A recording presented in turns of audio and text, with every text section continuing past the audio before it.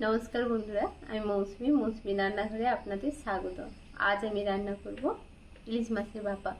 ইলিশ মাছের ভাপা রান্না করার জন্য আমি কড়াইতে কটা ইলিশ মাছ নিয়ে নিয়েছি।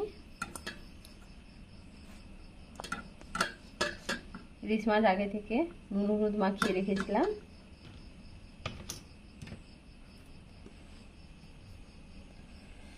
তাতে আমি কাঁচা লঙ্কা বাটা দিয়ে দিব ও সর্ষে বাটা দিয়ে দিব,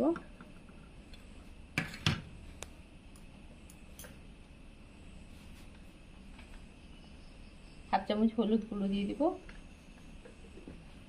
সর্ষের তেল দিয়ে দিব,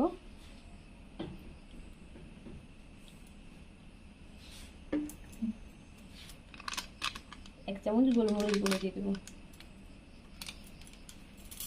সব ভালোভাবে মিশিয়ে নেব। স্বাদ মতো নুন দিয়ে দিব। সব ভালোভাবে মিশিয়ে নিয়েছি। হাফ বাটি জল দিয়ে দিব।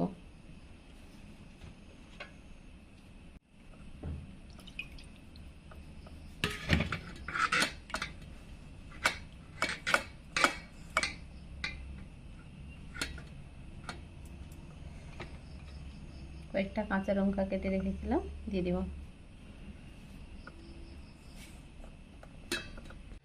অল্প আছে ঢাকনা দিয়ে এভাবে কিছুক্ষণ গ্যাসে বসিয়ে দিব। কিছুক্ষণ পর ঢাকনা খুলে দেখব।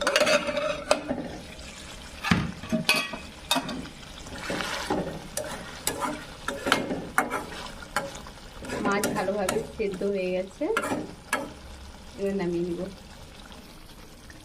কি বন্ধুরা, কেমন লাগলো? ভালো লাগলে লাইক ও শেয়ার করবে।